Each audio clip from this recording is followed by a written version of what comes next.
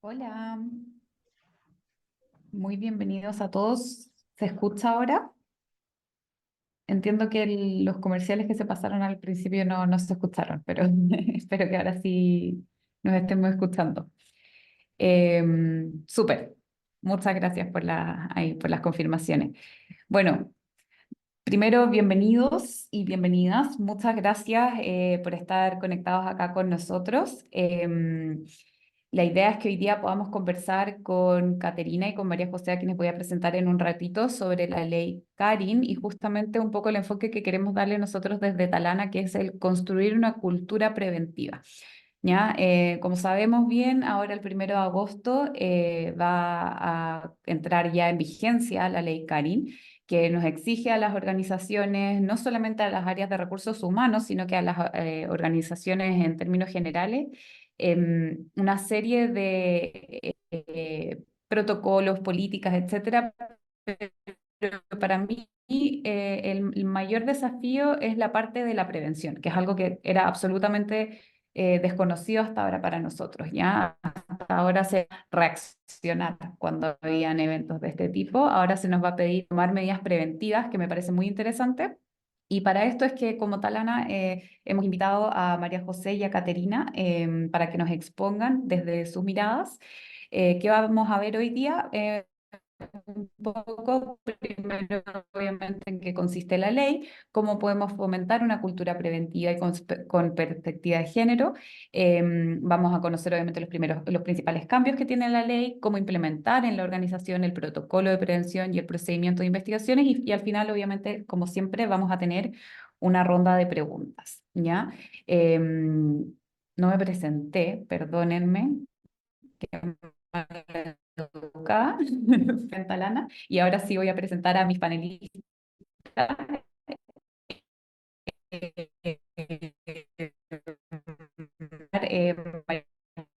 María Universidad Católica, magíster en Derecho del Trabajo, se desempeña como socia en Compliance Metrics, también es docente de la Universidad del Desarrollo y de la Universidad Alberto Hurtado y Universidad Adolfo Ibáñez.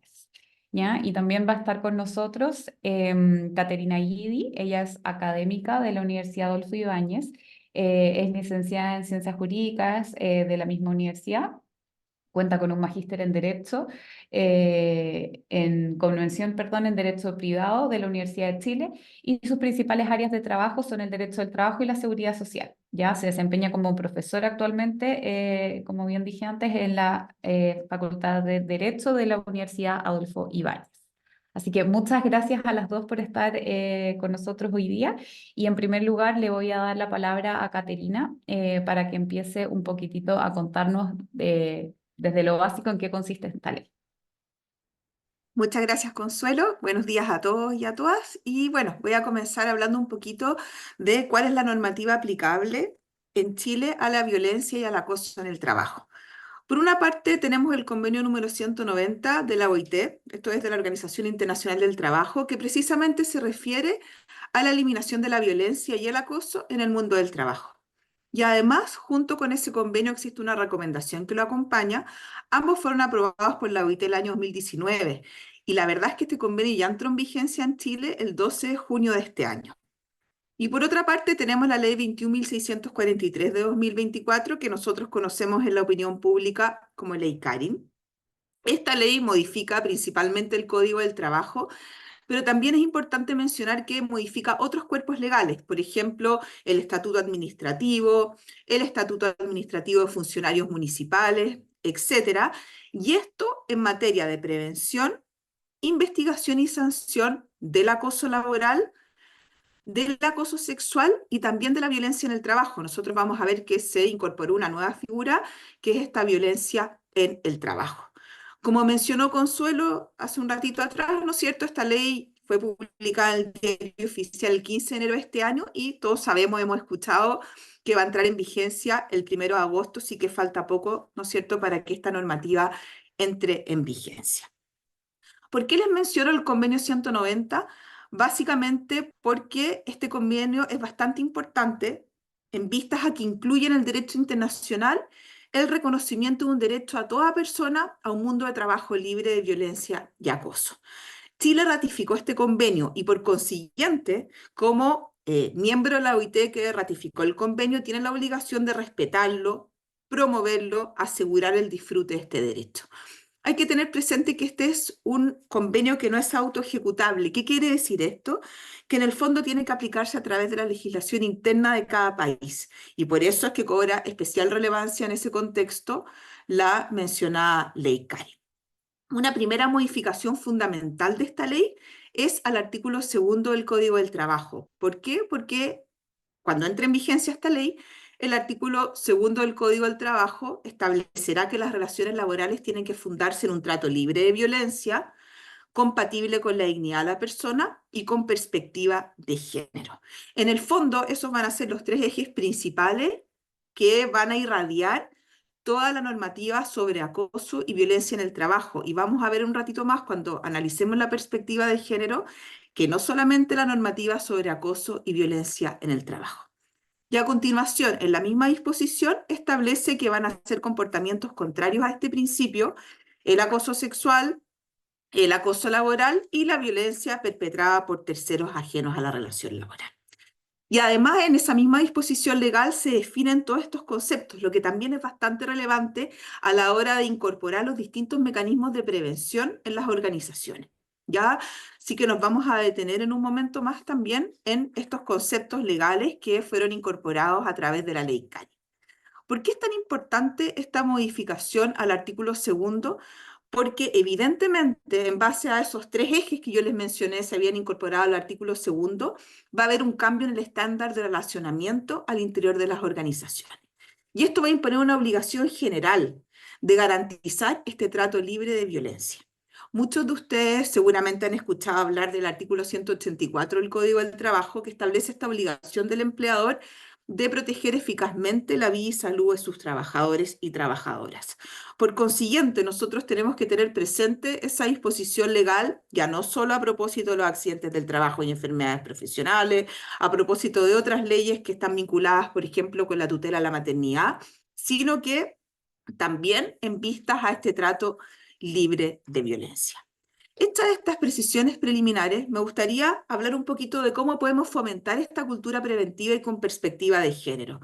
De hecho, a mi juicio al menos, yo diría que los dos cambios fundamentales que introduce la ley Karin son precisamente el eje el énfasis que pone en la prevención y también este principio de perspectiva de género al cual vamos a hacer alusión. Para estos efectos vamos a revisar en qué consiste la obligación de prevención y cómo se materializa los conceptos de acoso sexual, acoso laboral y violencia perpetrada por terceros, y también esta noción de perspectiva de género que fue incorporada por la ley. ¿Qué pasa con la prevención? La prevención no solamente está en la ley Karin, sino que ya el convenio 190 ratificado por Chile destaca la importancia de la prevención por sobre las sanciones. ¿Por qué? Porque entiende que las sanciones no son la solución definitiva al problema, sino que en definitiva la cultura organizacional debe prever estas situaciones para evitar que se produzcan. Obviamente que si se producen, van a aplicarse sanciones a través de los procedimientos pertinentes, pero la verdad que el énfasis tiene que estar puesto en la prevención. Y esto tiene un objetivo, que es crear este entorno laboral seguro y saludable, ¿ya? Para que todas las personas se sientan respetadas y confiadas en el contexto de su organización. Entonces, esto además también tiene una traducción no solo en el convenio 190 de la OIT, sino que en la ley CARI. ¿Qué es lo que obliga a esta ley? A implementar ciertas medidas destinadas a la prevención, investigación y sanción. Antes de la entrada en vigencia de esta ley, es decir, actualmente, ¿no es cierto?, existe una obligación de prevención, investigación y sanción solamente a propósito del acoso sexual. Y en el caso del acoso laboral, si bien es una materia que está regulada, no existe la obligación de prevención ni tampoco un procedimiento de investigación y sanción. De hecho, esta ley establece explícitamente la obligación del empleador de elaborar un protocolo de prevención y los procedimientos adecuados para abordar estas materias. Además de eso, y esto yo creo que muchos de ustedes lo han escuchado, la misma ley estableció que las empresas, para poder elaborar este protocolo de prevención, deben contar con la asistencia técnica de las mutualidades y organismos administradores de la Ley de Accidentes del Trabajo y Enfermedades Profesionales. Y esto, las directrices para efectos de poder, ¿cómo se llama?, realizar esta asistencia técnica, debían establecerse a través de una norma de carácter general de la Superintendencia de Seguridad Social, que es esta circular que aparece en la PPT. Ya se dictó esta directriz para efectos de que las empresas puedan establecer sus propios protocolos de prevención. ¿Cómo se materializa esta obligación? A través del Reglamento Interno de Orden, Higiene y Seguridad, y para esos efectos, en el numeral 12 del artículo 154, se establece que el reglamento interno tiene que contener el protocolo de prevención respecto del acoso sexual, laboral y la violencia en el trabajo, y también el procedimiento de investigación que va a considerar las medidas de resguardo y sanciones a las que se va a referir, ¿no es cierto?, María José. Pero también la ley se pone en aquella posibilidad de que existan empleadores que no estén obligados a confeccionar el reglamento interno de orden, higiene y seguridad. ¿Por qué? Porque puede ser de aquellas empresas que tengan menos de 10 trabajadores. Y en ese caso en particular agrega una norma nueva que establece la obligación del empleador de informar a los trabajadores y trabajadoras de este protocolo de prevención y el procedimiento de investigación a suscribir el contrato, hacer esto constar por escrito e incorporarlo en otro reglamento, que es el de higiene y seguridad, que está contemplado en la Ley de Accidentes del Trabajo y Enfermedades Profesionales. Entonces, hechas estas precisiones acerca de la prevención, me gustaría un poco aclarar cuáles son los conceptos que establece la ley a propósito del acoso sexual, del acoso laboral y de la violencia en el trabajo. ¿Qué pasa con el acoso sexual? Se mantiene el concepto actual y por lo tanto se entiende por tal el que una persona realice en forma indebida, por cualquier medio, requerimientos de carácter sexual no consentidos por quien los recibe y que amenacen o perjudiquen su situación laboral o sus oportunidades en el empleo. Pero la ley sí modifica la noción de acoso laboral y vamos a ver que incorpora un concepto de violencia en el trabajo perpetrada por terceros ajenos a la relación laboral. ¿Ya? Entonces, por una parte se mantiene el concepto de acoso sexual y vamos a ver que hay un cambio sustancial en relación al acoso laboral. Voy a leer el concepto y les voy a comentar cuál es este cambio tan importante, porque va a tener algunos efectos que vamos a revisar. Dice que se va a entender por acoso laboral toda conducta que constituya agresión u hostigamiento ejercida por el empleador o uno o más trabajadores en contra de otro u otros trabajadores por cualquier medio. Hasta acá no hay ningún cambio con la legislación actual. Y después agrega el concepto, ya sea que se manifieste una sola vez o de manera reiterada, y agrega un resultado, ¿no es cierto?, que es el menoscabo, maltrato o humillación para él o los afectados, o la amenaza o perjuicio en su situación laboral o en sus oportunidades en el empleo. En este concepto de acoso laboral que se introdujo a través de la ley Carin hay un cambio sustancial. ¿Por qué? Porque ya no se va a exigir que se trate de una persecución u hostigamiento reiterado. Una sola conducta puede configurar acoso laboral. ¿Ya? La verdad que acá hay que tener presente que no cualquier conducta va a constituir acoso laboral, y para estos efectos es bien relevante tener en cuenta un dictamen de la Dirección del Trabajo que se dictó recientemente, que va a fijar el sentido y alcance que tiene esta ley, ¿ya? ¿Y qué es lo que dice este dictamen acerca del concepto de acoso laboral? Que puede tratarse de una agresión física o una agresión moral, que se dé de manera única o reiterada, ¿no es cierto? Y en este caso en particular, ya sea que se dé de manera única o reiterada, tiene que generar un efecto específico, que es el que vemos en el concepto, que se produzca un menoscabo, maltrato, humillación o la amenaza o perjuicio en su situación laboral u oportunidades en el empleo. Por lo tanto, no se trata, ¿no es cierto?, de cualquier agresión, sino de aquella que tenga este efecto específico. Y además el empleador va a evaluar la gravedad de los hechos investigados, porque un solo hecho puede ser de especial gravedad, pero también podría suceder que haya varios hechos de carácter inocuos en principio, pero que si nosotros los analizamos de manera integral, igual configuren un acoso laboral. ¿Ya? ¿Qué pasa ahora con la violencia perpetrada por terceros ajenos a la relación laboral? Se entiende por tal aquellas conductas que afectan a trabajadoras y trabajadores con ocasión de la prestación de servicio, siendo perpetradas por clientes, proveedores u usuarios, entre otros. ¿Quiénes podrían ser estos, entre otros, no es cierto? Trabajadores de otras empresas, en el caso de la subcontratación y suministro de trabajadores, pacientes, parientes y familiares del empleador, estudiantes, egresados en práctica profesional, etcétera.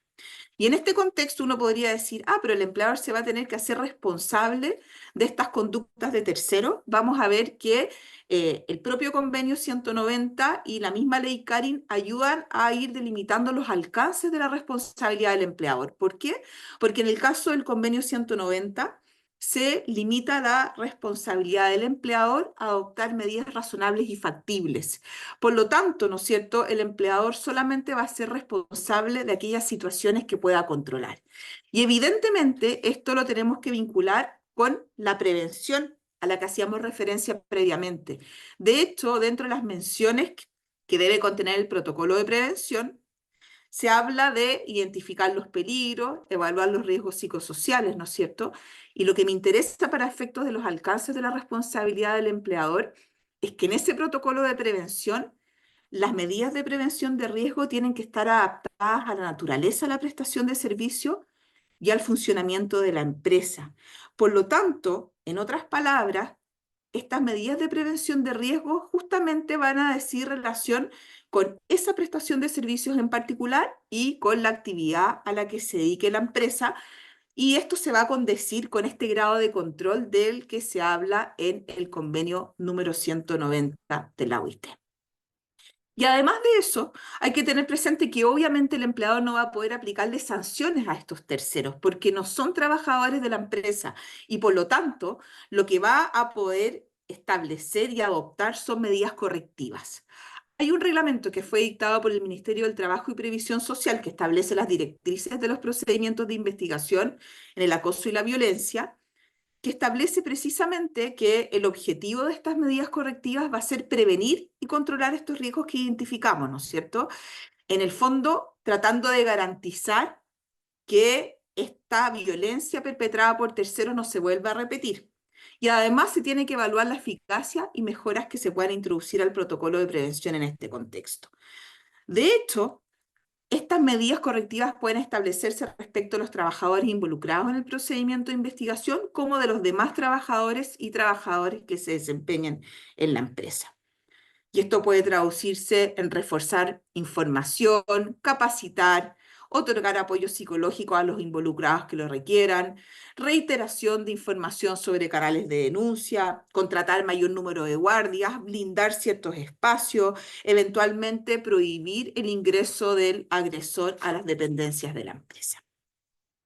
Y ya para terminar, simplemente voy a aludir precisamente a la perspectiva de género. Ya en el convenio 190 se parte del reconocimiento de que las mujeres son especialmente vulnerables a la violencia y el acoso en el ámbito laboral. Y por consiguiente, lo que establece el convenio 190 es que las medidas que adopten los estados que ratifiquen este convenio, tienen que tomar esta realidad en cuenta y abordar las distintas causas como discriminación múltiple, eventualmente discriminación interrelacionada, estereotipos de género, normas culturales que perpetúan la violencia y el acoso, etcétera. ¿Cuál es el desafío acá? El desafío es que la igualdad entre hombres y mujeres no sea simplemente una igualdad formal, sino que se torne en una igualdad sustancial. ¿Y qué es lo que pasa en nuestra ley? La ley Carin se refiere a la perspectiva de género en dos disposiciones. En el artículo segundo que yo les leí hace un rato atrás, y como les comenté en su momento, ese artículo segundo habla precisamente de este entorno libre de violencia, de la dignidad del trabajador y de la perspectiva de género. Esto en el contexto del fundamento de las relaciones laborales. Y por lo tanto, en ese dictamen que yo les mencionaba hace un ratito atrás, se ha sostenido que este principio va a irradiar la totalidad de la normativa laboral, no solamente la violencia y el acoso. Y además de eso, el procedimiento de investigación en el contexto del acoso y la violencia tiene ciertos principios, dentro de los cuales se menciona la perspectiva de género. ¿Con qué finalidad? Garantizar el debido proceso y asegurar que no exista discriminación en razón de género. ¿Qué es lo que señala este dictamen? Dice que la perspectiva de género en cuanto a principio nos da cuenta de que existe una estructura de poder asimétrica que va a asignar distintos valores, posiciones, hábitos a cada uno de los sexos. Y eso en el fondo está en el contexto de una estructura de relaciones de poder que se va a manifestar en todas las esferas de las relaciones sociales. Por supuesto que dentro de estas relaciones sociales también se está haciendo alusión, obviamente, al derecho del trabajo. Entonces, cuando nosotros adoptamos esta perspectiva de género, lo que tenemos que hacer es analizar una situación determinada y reconocer la existencia del impacto que genera el género en las oportunidades, roles, interacciones sociales. ¿Por qué? Porque los mismos hechos pueden tener un impacto distinto dependiendo de quién sea la persona afectada por estas conductas o quién ejerza la conducta. Simplemente para terminar un ejemplo, si estamos frente a un delito sexual, la perspectiva de género va a implicar que la vestimenta, ¿no es cierto?, o el vestuario de una víctima no puede influir en el modo en que se aprecia la prueba y por lo tanto es importante tomar conciencia, ¿no es cierto?, de que existe este sesgo y por consiguiente, al considerar la prueba, respetar la normativa vigente y llevar el proceso libre de prejuicios en contra de la víctima. ¿Ya? Así que bueno, muchas gracias por su atención. Eh, Me parece que Consuelo ahora va a decir unas breves palabras para poder introducir la presentación de María José. Sí, muchas gracias, Caterina, por la presentación. Las preguntas, por si acaso, yo algunas las he ido respondiendo por interno, otras las estamos anotando para poder responderlas al final. Y efectivamente, ahora María José va a empezar a explicarnos un poquitito más cómo podemos implementar estos protocolos y procedimientos en nuestras empresas. Así que, María José, te doy el paso. Muchas gracias. Bueno, muchas gracias a Talana, muchas gracias a Compliance Metrics por la oportunidad de poder estar hoy día. Muy buenos días a todas las personas que están presentes, que se encuentran conectadas.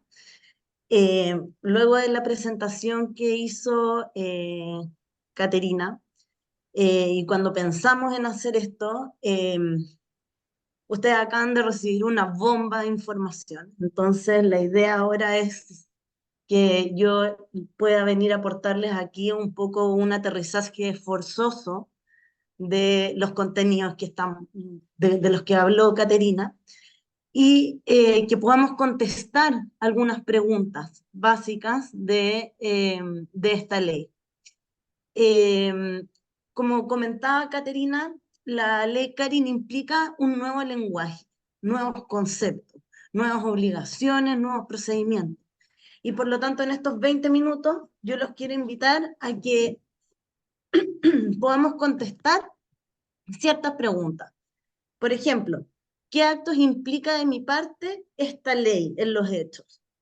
¿Qué impacto tiene en el día a día de mi trabajo esta ley? ¿Debo tener miedo a esta ley? ¿Son otros los valores que debo reforzar con esta ley? He escuchado a muchas personas, y quizás son ustedes algunas de estas personas, las que dicen, yo no voy a mirar más, no voy a escuchar más, no voy a hablar más después del 1 de agosto, porque cualquier cosa que yo diga, que yo haga, va a ser o puede ser mal interpretada. Y por lo tanto, lo que queremos hacer en esta segunda parte de la presentación que preparamos con la profesora Caterina es justamente venir a entender un poco cómo va a aplicar y desmitificar algunas cosas. Si podemos avanzar ahí en la presentación. Para poder entender cómo se funciona esto y poder entender de mejor manera cada una de las partes del contrato de trabajo, vamos a dividirlo en los roles, en el rol del empleador y en el rol del trabajador. En el primer lugar, en el rol del empleador, vamos a considerar las que desde el punto de vista legal, la imposición de este deber de implementar un modelo de prevención, de investigación y de sanción es obligatorio, como decía la profesora Will. O sea, aquí no es como, por ejemplo, que también viene un mes después del 1 de agosto, el 1 de septiembre, que viene con el modelo de prevención de delitos, no es voluntario si yo implemento o no esto. Yo tengo que implementarlo. Y si no tengo reglamento interno, bueno, tengo que hacerlo a través de el contrato de trabajo y el reglamento de seguridad. O sea, sí o sí tengo que hacer esta implementación. No sé si podemos avanzar en la presentación. Otra más, por favor. Sí. Entonces, yo tengo como empleador 3 deberes.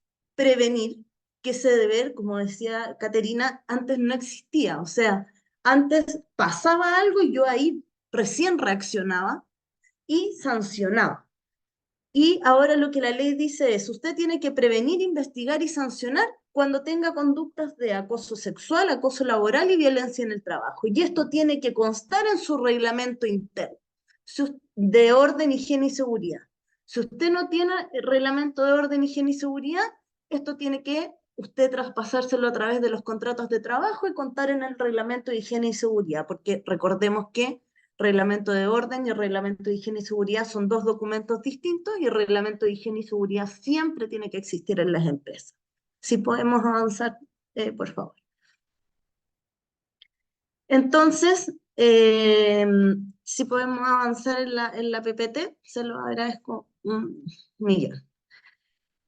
La profesora Caterina ya conversó sobre el deber de prevención y no sé, Cami, si me puedes pasar la presentación. Ahí sí, gracias. Así que no me voy a detener tanto en el deber de prevención, pero lo que quiero decirles a todos los que están viendo esto y que son empleadores es, no cunda el pánico, no están solos. El empleador, para poder hacer estos protocolos de prevención de acoso sexual, laboral y violencia en el trabajo, van a tener asistencia y la asistencia va a estar dada por su organismo administrador.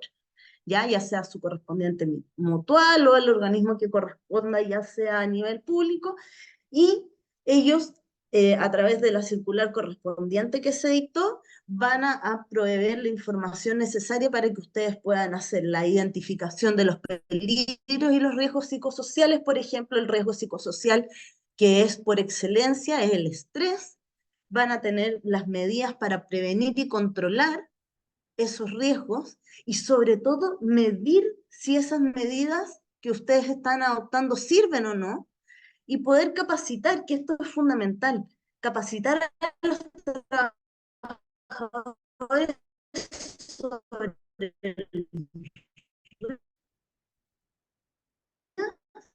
y sobre los canales. Yo tengo la obligación de poder capacitar a mis trabajadores sobre cómo hacer las denuncias, porque ya todas van a ser investigadas. Y por lo tanto,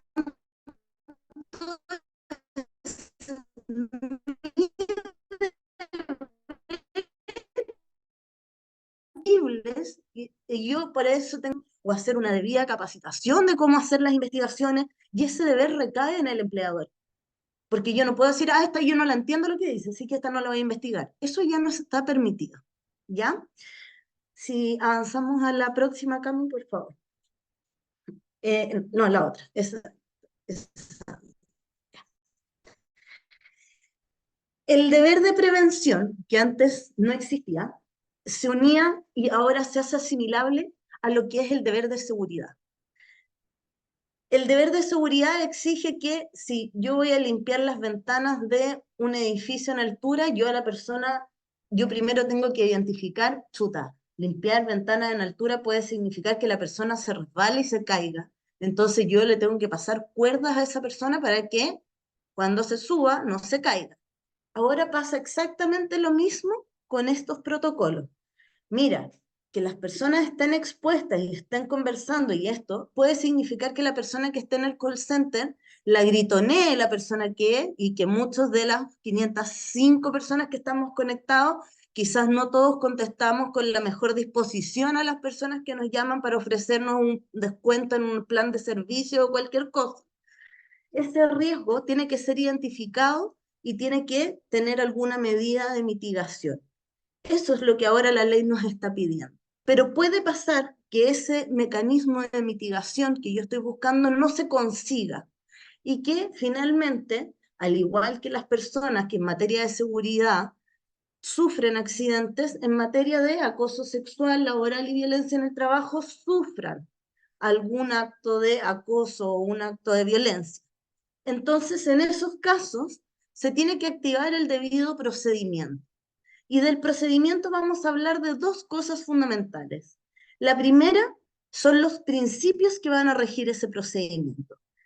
Y son muy relevantes estos principios. El primero es la confidencialidad, la imparcialidad, la celeridad y la perspectiva de género. La confidencialidad, y esto lo digo porque en la oficina en la que nosotros trabajamos, en Compliance Metrics, nosotros realizamos muchas investigaciones internas como externos en empresas.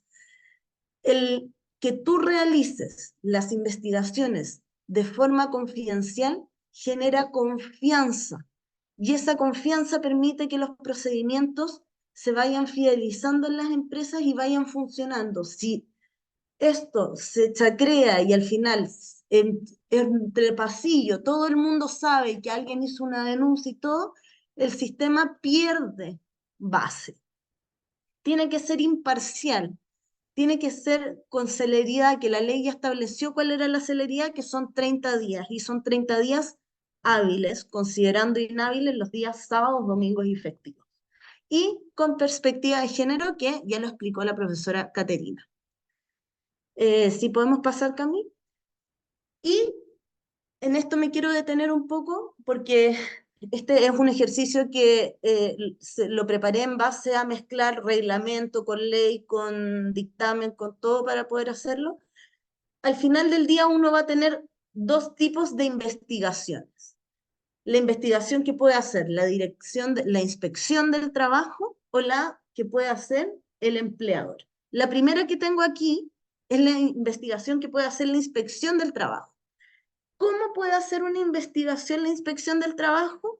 Porque le llegue una denuncia, verbal o escrita, que le llega directamente a la inspección. O sea, un trabajador va directamente a la inspección y dice, yo quiero hacer una denuncia. El día de ayer salieron varias circulares donde se regulan los procedimientos de cómo se hacen ingresos de esas denuncias. O la otra forma a través de la cual llegan esas denuncias es que las deriva el empleador a la inspección del trabajo. Y esa derivación puede ser a través de tres mecanismos. Primero, que el empleador tiene la facultad de derivarla voluntariamente. O sea, me llega una denuncia y yo dentro de un plazo de 3 días, como empleador, la derivo. Segundo, la ley dice, ojo, cuando hayan denuncias que se refieran a las personas del artículo 4º, inciso primero, o sea, personas que representan al empleador, usted, empresa, usted, empleador, no puede conocer de esas denuncias y las tiene que derivar directamente a la inspección del trabajo, cosa que personalmente creo que es cuestionable, pero es harina de otro costal. Y en tercer lugar, cuando a un empleador le llega una denuncia, el empleador tiene la obligación de decirle a su trabajador, mira, ¿sabes qué? Yo puedo conocer esta denuncia o si tú quieres yo la puedo derivar. Y el trabajador decir, ah, ¿sabes qué? Yo prefiero que se la mande usted a la inspección del trabajo. Y ahí también podría conocer entonces la inspección del trabajo. En todos estos casos, la inspección va a adoptar las medidas de resguardo, va a realizar la investigación y va a emitir el correspondiente informe. Y ahí se hace su correspondiente proceso de investigación por parte de la inspección del trabajo. Y la otra que va a ir mostrarnos la Cami es cuando la investigación es realizada por el empleador. En este caso, el empleador no optó por su derecho de mandar la investigación a la inspección, sino que dijo, yo voy a hacer la investigación, la voy a hacer con un trabajador mío de la empresa o la voy a externalizar a una empresa externa, y es una presentación verbal o escrita. En todos estos casos en que son verbales hay que transcribir esto, se hace por el empleador, tengo que adoptar medidas de resguardo inmediatas, y ahí la ley da algunos ejemplos como las separaciones, el cambio de las jornadas, el cambio de los lugares de trabajo. Luego se hace esta investigación interna de 30 días hábiles, y aquí los invito a reflexionar por mientras conversamos la extensión de tiempo, considerando, por ejemplo, un acoso sexual. Investigación de 30 días hábiles, del lunes a viernes, sin considerar sábado, domingo ni festivo. Luego de eso, yo tengo que remitir este informe a la inspección del trabajo, para que revise si está de acuerdo o no con mis conclusiones, sino que para que revise si yo finalmente seguí bien el protocolo, es un análisis más de forma, y tiene 30 días más hábiles, o sea, de lunes a viernes sin contar sábados, domingos y festivos. Y luego de eso, si no alcanzó, ante ese silencio administrativo, se entiende que aprobó lo que yo hice, no la decisión que yo tomé, sino que hice bien el procedimiento. Y ahí yo recién ahí tengo 15 días para implementar. O sea, estamos hablando de un espacio de tiempo donde hay una situación de vulneración que es muy grande. Pero ese es el procedimiento que hay cuando también es realizado por el empleador. Si podemos avanzar ahí, porque me quedan ya 5 minutos para no pasarme de mi tiempo. Y por último, antes de decir eso, y que lo leí en los chats para hacerme cargo, tenemos el rol de prevención, el rol de proceso de investigación y la aplicación de las sanciones. La aplicación de las sanciones es muy complejo, porque el que realiza la investigación no es un juez, no está dotado de las facultades de un juez, y por lo tanto cuando aplica, tiene una limitación en la aplicación. No estamos dotados de sana crítica, por ejemplo, para poder decidir. Por lo tanto, los criterios que se usan son criterios más limitados, y las sanciones que yo voy a tener que aplicar son claramente las que están establecidas en el reglamento interno, que todos las conocemos, que es amonestación verbal, amonestación escrita, multa y eventualmente despido por las causales de acoso sexual, acoso laboral u otra que pudiese ser aplicable en el caso, por ejemplo, de que pudiese decirse con alguna otra causal, con alguna otra mezcla. Y al final del día, al igual que cuando estamos hablando de un incumplimiento grave o de todas estas causales de falta de la probidad y todo, vamos a tener que llegar a un tribunal, a que un tribunal nos diga si se adoptó o no bien esa causal. Así que eh, es complejo, pero es una facultad que se está autorizando a hacer, pero que siempre va a tener el yugo final de un tribunal. Teniendo finalmente considerado ese rol del empleador, quiero aterrizar, y con esto ya termino, el rol final de los trabajadores. Y aquí de nuevo vuelvo a esta figura de los monitos que se tapan los ojos, los oídos y la boca, y que muchos trabajadores dicen, no, y ahora nos vamos a llenar de denuncias, todos me van a denunciar porque yo soy súper pesado, porque yo miro feo, porque yo... ¿Cuál es la complejidad que enfrentan las empresas, que enfrentan los trabajadores? La complejidad más grande es que la cultura chilena confunde muchas veces el ambiente laboral como una continuidad de la vida social. Y se requiere empezar a profesionalizar los espacios laborales y a entender que existen subjetividades y que esas subjetividades tienen que ser respetadas, toleradas. Hay algunos que se dicen veranistas, otros invernistas.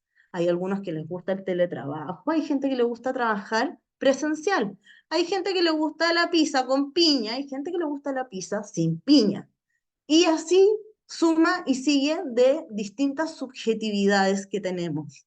Y esas subjetividades tienen que empezar a ser respetadas y tenemos que empezar a entender que nuestro espacio laboral es un espacio laboral y no y que las partes más íntimas de nuestras vidas tenemos que empezar a profesionalizarlas y a tratar de guardarlas en nuestra esfera más privada para que así evitemos exponernos a situaciones que quizás puedan resultar más gravosas o que puedan resultarnos más susceptibles de alguna situación vulneratoria.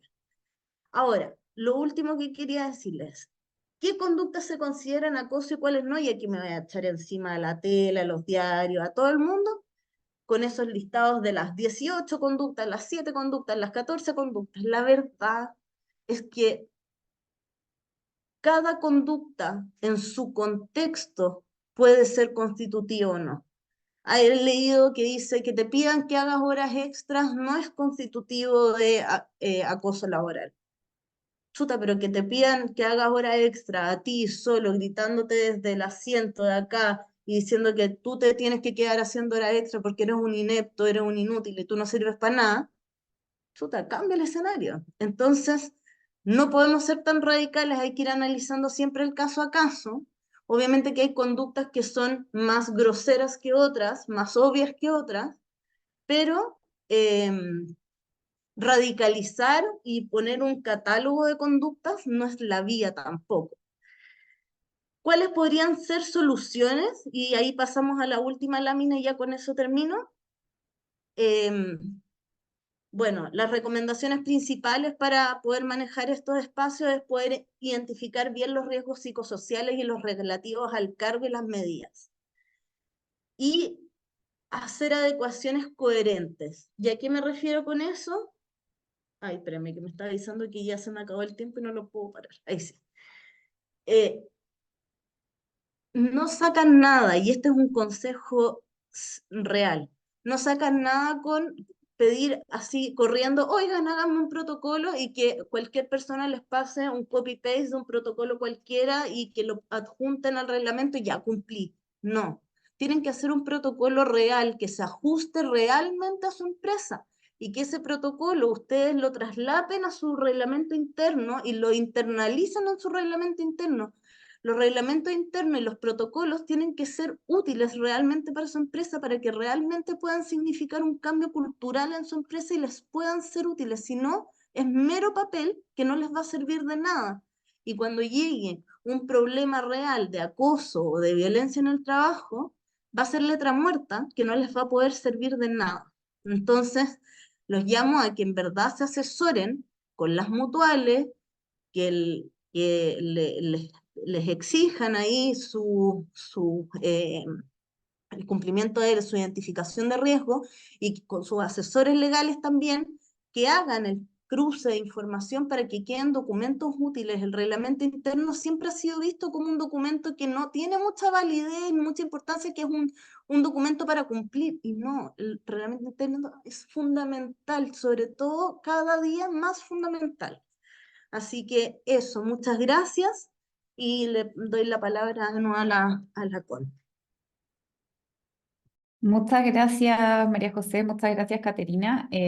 Muchas gracias también a todos los que se han mantenido acá conectados en el webinar. Creo que ha estado muy interesante la exposición de ambas.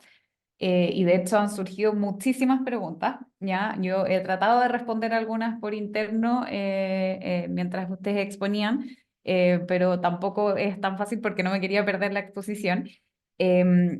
Lo primero como que quería plantearles a ambas, creo que las dos un poco lo dijeron en sus presentaciones, pero igual quiero como que quizás nos den algunos eh, tips o cosas puntuales que a ustedes les parecen, como cuáles son los principales desafíos que tienen las organizaciones para implementar correctamente esta ley. Y yo voy a dar mi opinión, ¿ya? Para mi gusto y en mi eh, tanto experiencia profesional como personal, creo que acá el mayor trabajo que van a tener las empresas y las organizaciones es justamente en lo que es la prevención.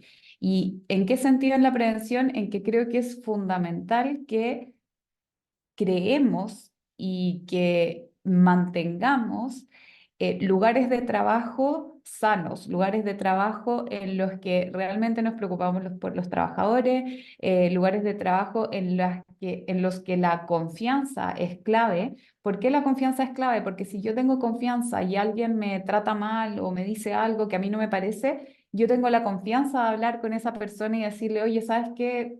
Esta situación no me pareció bien, lo que dijiste no me gustó, etcétera. Y eso genera que finalmente hayan problemas que en todas las relaciones humanas se generan problemas. Nosotros tenemos problemas con los amigos, tenemos problemas en la casa con la familia, tenemos problemas a veces con el vecino, etcétera. Entonces es lógico y es normal, creo yo, que se den también problemas en el trabajo y en el ambiente laboral.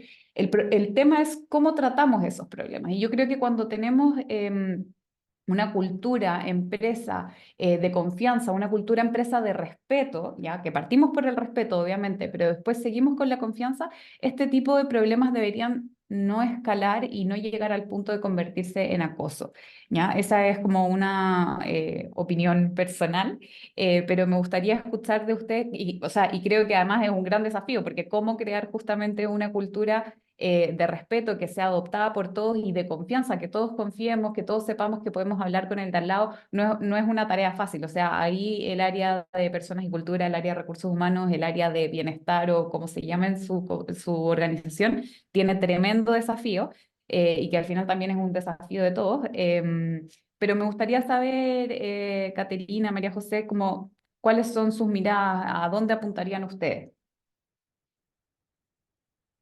Eh, bueno, un poquito tomando lo que tú misma comentabas, Consuelo, yo creo que el eje principal en cuanto a poder lograr un cambio cultural en las organizaciones pasa por la prevención. ¿Ya? Y es el énfasis que también le da el convenio 190 y la ley Karin, y en ese contexto, claro, también tomando un poco lo que había dicho María José en su presentación, es sumamente relevante que los protocolos de prevención no se limiten al cumplimiento simplemente de la formalidad e incorporarlo en el reglamento interno o en el reglamento de higiene y seguridad de la ley de accidentes del trabajo, sino que efectivamente hay un trabajo detrás que en definitiva esté, por supuesto, orientado a que se puedan prevenir estos riesgos psicosociales de acuerdo a la prestación de servicios que se realiza en la empresa, de acuerdo al área a la que se dedica la empresa, porque de esa manera, en el fondo, también las personas van tomando conciencia de cuáles son las propias formas de autocuidado y de cuidado hacia los otros trabajadores, compañeros de trabajo,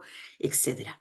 Y el otro eje que quizás no mencionamos tanto, o yo no mencioné tanto en esta presentación al menos, tiene que ver con estas obligaciones de capacitación que tiene el empleador, en orden precisamente a ir informando, por ejemplo, semestralmente los canales de denuncia, etcétera.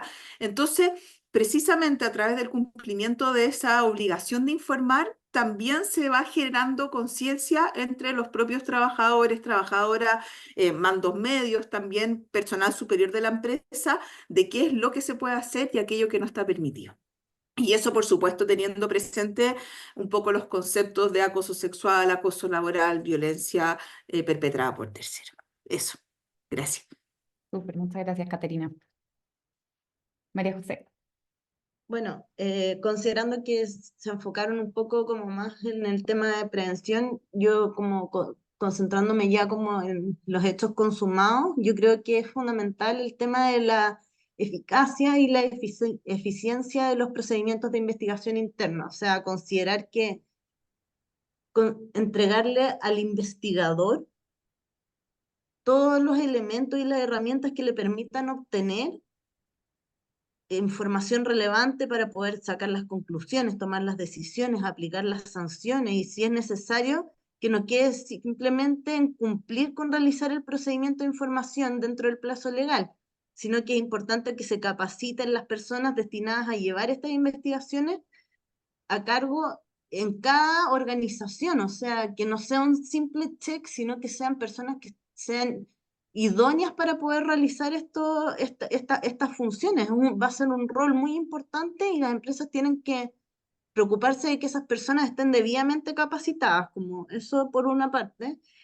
Y por otra parte, creo que también es importante que hayan reacciones rápidas ante las denuncias. Los plazos, si bien son de 30 días hábiles, muchas veces cuando las empresas reciben denuncias se quedan paralizadas, o sea, no hay como una reacción, pasan días, se va a recursos humanos, que se va para allá, la denuncia para acá, se pasa de un lado a otro, pero ahora hay que adoptar medidas de protección rápidas, medidas de resguardo sobre todo, por ejemplo, y para eso las organizaciones cuentan con los organismos administradores de la ley 16.744 para apoyo técnico y también para prestaciones médicas, y yo creo que es fundamental que se empiecen a coordinar en ese sentido con esas instituciones como para poder armar ahí eh, ese tema. Totalmente de acuerdo. De hecho, yo creo que además es súper importante que, como dices tú, todos estos protocolos, procedimientos, incluso si es que se arman políticas por parte de las empresas, sean súper a la medida, un traje a la medida, como se dice, y no solamente como lo que me entregó la mutualidad sin revisarlo, sin verlo, etcétera, porque al final, cada realidad de cada sector, de cada industria, de cada empresa es distinta. Así que yo creo que es súper, súper importante eso. Tenemos muchísimas preguntas. No creo que las vayamos a poder contestar todas. Voy a tratar de abarcar las preguntas como que han sido más recurrentes, ¿ya? De todas maneras, y antes que en parte resuelve alguna de las consultas que han hecho, nosotros desde Talana hemos tratado de apoyar a nuestros clientes de diferentes maneras. Una de las maneras es justamente este webinar, tratar de que todos estemos informados sobre qué es la ley, cómo funciona, qué nos exige, etcétera, ¿ya? Pero también desde nuestras soluciones hemos, o más bien no hemos implementado, sino que tenemos soluciones que van a permitir a sus organizaciones implementar de una manera quizás más orgánica, más sencilla, la ley CARI, ¿ya? Desde el centro de requerimientos, en el que vamos a contar o contamos ya con un canal de denuncias confidencial interno, ¿ya? Y que es con una gestión sencilla, como lo ha sido con el centro de requerimientos hasta el día de hoy, a través de gestión de personas se van a poder compartir, obviamente, todos estos procedimientos, protocolos, el reglamento interno, etcétera, con todos los colaboradores. También desde un punto de vista del tema de lo que hablábamos cultural, etcétera, tenemos nuestro módulo de desarrollo organizacional donde vas a poder medir el clima a través de encuestas y conocer también la opinión del equipo y ver cómo cuáles son nuestros gaps, dónde tenemos que ir mejorando, dónde tenemos que ir trabajando, qué cosas en la prevención las tenemos más bajas, etcétera. Y también con nuestro módulo de comunicaciones, obviamente, podemos difundir información, difundir cuáles son nuestros canales de denuncias, difundir gráficas, si queremos, en relación al respeto, a muchas cosas. Así que desde Talana los vamos a estar apoyando desde ahí. Ahí les vamos a dejar esa lámina por si es que quieren y les interesa. Pero ahora para ir avanzando un poco en las preguntas, una de las preguntas que ha surgido mucho, o sea, que han hecho varias personas y por eso creo que es importante que la abordemos, es eh, en relación a las falsas acusaciones o las acusaciones malintencionadas, que al final son para tratar de perjudicar a otro compañero de trabajo o incluso una jefatura. Yo por ahí respondí que es importante, y creo que es fundamental, de hecho, que en los mismos protocolos, procedimientos e incluso en los reglamentos internos de las empresas o en los contratos de trabajo de los trabajadores haya una obligación de denunciar y de ocupar correctamente los canales de denuncia, ¿ya? Y no solamente en este ámbito, no solamente en el ámbito del acoso laboral, el acoso sexual o la violencia en el trabajo, sino que también en el ámbito, creo yo, del modelo de prevención del delito y de todas las cosas que hoy en día están un poco exigiendo a las empresas y a sus áreas de cumplimiento de compliance. Y yo creo que es importante que existan estas obligaciones y que también existan consecuencias para quienes no utilizan bien estos canales y para quienes hacen denuncias malintencionadas o denuncias directamente falsas para perjudicar a otra persona. Pero también me gustaría tener sus visiones. No sé si quiere tomar la respuesta Caterina o María José, una de las dos, para tratar de igual ir acotando el tiempo. Si quieren, bueno, la tomo yo.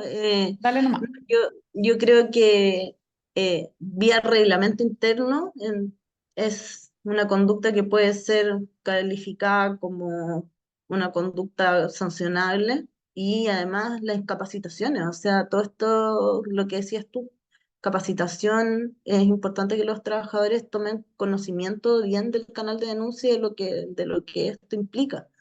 Yo creo que por ahí van las dos medidas. O sea, para contestarlo en breve, para poder ver las otras preguntas, pero yo creo que por vía de reglamento interno y de capacitación. Súper, muchas gracias. Después se habló, bueno, esto voy a responder rápido. Milagros en algún minuto preguntó si es que la violencia en el trabajo tenía un procedimiento diferente. No, es el mismo procedimiento. El procedimiento, tanto de investigación como el protocolo, debe aplicar a las tres acciones, por decirlo así, que son el acoso laboral, el acoso sexual y la violencia en el trabajo.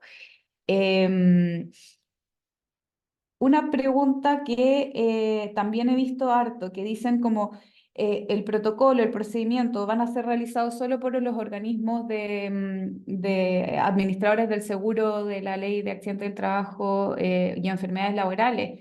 Ellos nos mandan un como formato tipo, etcétera. Ahí mi respuesta, pero de nuevo también voy a permitir que María José o Caterina den su visión, es que los organismos administradores lo que hacen es apoyarnos a nosotros como organizaciones en la elaboración de estos protocolos. Entonces, efectivamente, ellos tienen protocolos y procedimientos tipo, pero que es nuestra responsabilidad como empresa también adaptarlos, perdón, a nuestras realidades. Ahí María José o Caterina, no sé si alguna de ustedes dos quiere como complementar con algo más. No, simplemente comentar que, claro, para la misma ley, Karin dice que para la elaboración del protocolo de prevención, las empresas deben contar con la asistencia técnica de estos organismos. Y en el fondo es muy conveniente que así sea, porque además hay una norma que dictó la Superintendencia de Seguridad Social, que es esta circular que mencionábamos hace un rato atrás, que precisamente establece esta norma de carácter general que exigía la ley para poder cumplir de manera adecuada con las menciones que debe contener el protocolo de prevención, pero obviamente ajustándola a la realidad de la empresa, que es lo que también se incorpora a las menciones de dicho protocolo. Así es, efectivamente. Acá preguntan también si es que se estipula algún tipo de apoyo psicológico o asesoramiento legal para el trabajador que ha sido como afectado. Efectivamente, las mutualidades son las que brindan este apoyo, lo mencionó María José en alguna parte de su presentación, pero nosotros como empleador, en el caso de que recibamos una denuncia de acoso sexual, acoso laboral o violencia en el trabajo, una de las primeras cosas que deberíamos hacer es derivar a este trabajador eh, a la mutualidad para que reciba este apoyo psicológico. Déjenme ir viendo qué otras preguntas. No sé si ustedes, porque ustedes también pueden revisar el chat y las preguntas si quieren ir respondiendo alguna. De hecho, había una que estaba directamente dirigida a ustedes. Espérenme un poquito, perdón, es que son muchísimas preguntas. Entonces, acá, Andrés Concha dice, quisiera preguntar la opinión de las profesoras exponentes acerca de un aspecto de la confidencialidad. Las investigaciones que hasta ahora lleva la Inspección del Trabajo omiten en el informe final los nombres de los testigos que declararon durante el procedimiento. ¿Es esta una medida que se encuentre comprendida en el deber de confidencialidad? Mi opinión es que los empleadores no tienen obligación de emitir los nombres de los testigos en el informe final y el denunciado tiene derecho a conocer quiénes fueron los testigos. Gracias.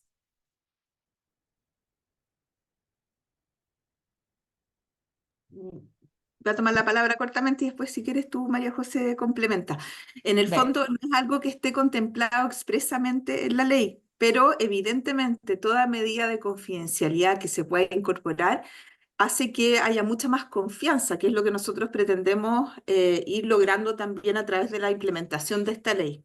Entonces, a mi juicio, si hasta ahora en el fondo la Dirección del Trabajo ha mantenido bajo reserva la identidad de los testigos, la verdad que sería un buen mecanismo para evitar eventuales represalias que se podrían generar a raíz de revelar cuál es la identidad de esos testigos. Justamente esta semana o la semana anterior salió una circular, o sea, perdón, sí, una circular interna a la Dirección del Trabajo a propósito del procedimiento de investigación y cómo lo va a llevar adelante, y la verdad es que no se hace referencia a ese tema en particular, pero sí creo yo que es una buena medida, que a lo mejor no está establecida de manera explícita, pero que puede de alguna manera reforzar la confidencialidad y la confianza. Súper. Y totalmente de En, acuerdo.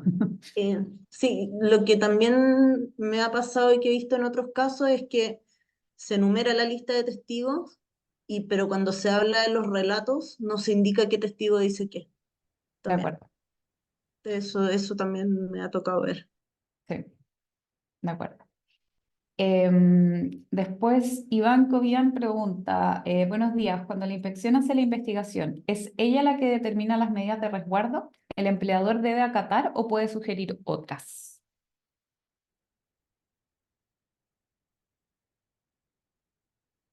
María José.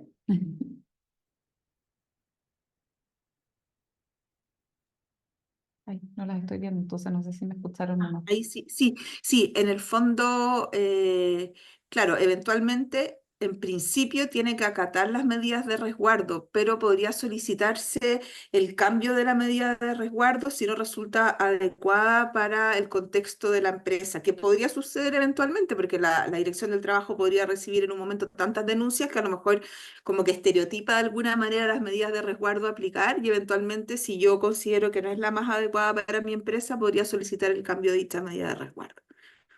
De acuerdo. Acá una pregunta que quizás las voy a dejar pilladas, porque me pareció, o sea, me parece interesante hacerla porque es una pregunta que a mí no se me había ocurrido y que es un caso extraño. Me preguntó Cristian Burgos, ¿qué pasa en los colegios? ¿Los apoderados son clientes? ¿Qué pasa cuando un apoderado, por ejemplo, maltrata a un profesor? ¿Se puede considerar esto como violencia en el trabajo?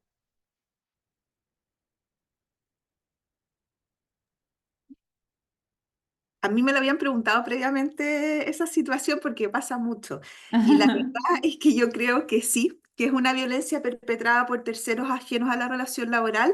Y en ese contexto, el colegio como empleador del profesor que a lo mejor, no sé, fue atacado por un apoderado, va a tener que adoptar medidas correctivas para evitar que esa situación se vuelva a producir. Obviamente que esto, claro, si que fuese el alumno, es distinto en qué sentido, porque el alumno también podría ser una violencia perpetrada por tercero, pero en ese caso las medidas correctivas son para evitar la situación. Pero si fuera un alumno, además se aplica todo el tema del reglamento de disciplina del establecimiento. Si es el apoderado, yo no le puedo aplicar la disciplina porque en el fondo no es él el estudiante en definitiva, pero sí se aplica la ley Carin desde la perspectiva de la violencia perpetrada por tercero. Perfecto, súper, muchas gracias. Em,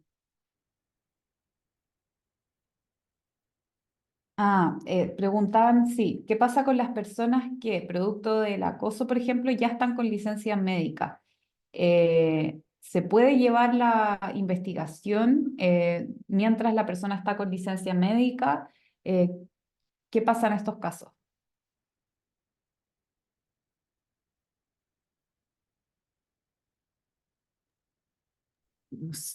En la circular dice que se investigan. Por lo menos eso es lo que sale, en lo que salió aquí en ingreso de denuncia por trabajador haciendo uso de licencia médica. Se hace presente que la Dirección del Trabajo es competente para ingresar una denuncia e iniciar su tramitación, en el caso que la persona denunciante se encuentre haciendo uso de permiso por licencia médica. la del Perfecto. 12 de julio, la circular número 4. O sea, se debería investigar igual y eventualmente habría que pedirle a esa persona que incluso estando en reposo laboral por su licencia, preste alguna declaración probablemente.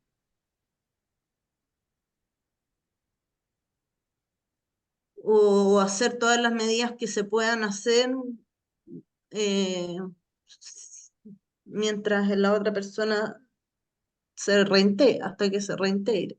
Mm, sí, es un caso ahí siempre medio complejo. Igual Em, como bien dice María José, como la ley se pone en la hipótesis de que se está presentando la denuncia estando con licencia médica, en el fondo quizás esa persona, si está dispuesta a presentarse a declarar, ya que está presentando la denuncia estando con licencia médica, podría quizás prestar su declaración. Perfecto. A ver, preguntan respecto a la implementación, ¿qué es lo que tiene que estar implementado el 1 de agosto? El protocolo, la modificación al reglamento interno, entendiendo que para modificar debe estar publicado un mes antes, todos. Gracias.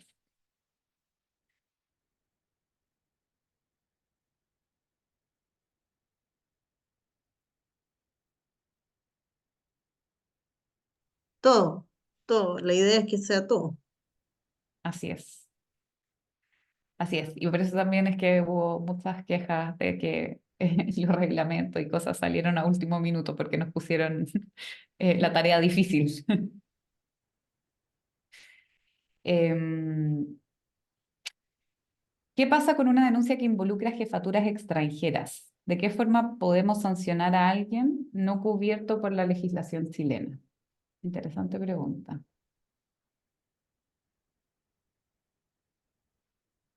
Ahí yo pienso que más que la sanción en sí misma, lo que va a tener relevancia es cuáles son las medidas que adopte el empleador para proteger eficazmente la vida y salud de los trabajadores, porque no hay que olvidarse que el empleador no solamente tiene responsabilidad en relación al acoso o al acoso sexual o al acoso laboral que ejerza directamente, sino que en el fondo tiene que tomar todas aquellas medidas necesarias para proteger eficazmente la vida y salud de sus trabajadores.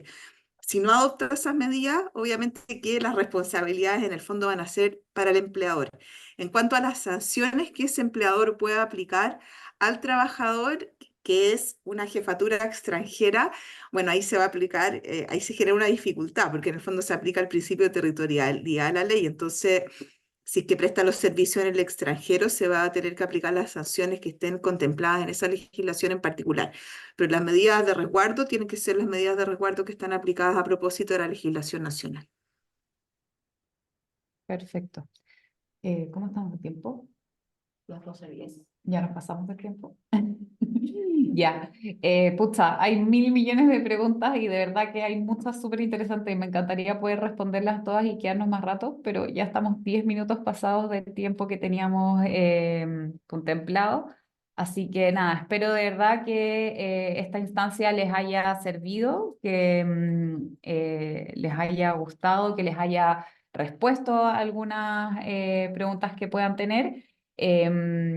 Como les pusimos ahí en algún minuto, desde Talana estamos tratando de apoyar a nuestros clientes. Eh, Perdón, que justo me hablaron, me mandaron un mensaje directo y perdí el foco. Pero hemos tratado de apoyar a nuestros clientes tanto con este tipo de instancias como con otras que seguiremos generando y a través de nuestro software propiamente tal. También Compliance Metrics, que es donde trabaja María José y que también nos está apoyando hoy día en el webinar, tienen una serie de soluciones para estos efectos. Ya ellos apoyan en la construcción de los procedimientos, de los protocolos, también hacen, como bien dijo antes, investigaciones internas en el caso de que alguien quiera externalizar una investigación. Así que nada, ojalá que les haya gustado la instancia, que haya sido provechosa y muchas gracias por acompañarnos. Gracias a ti, con. Muchas Estén gracias por la bien. invitación. Gracias, sí. De nada, chao, Buenas tardes a chao. todos, que les vaya bien.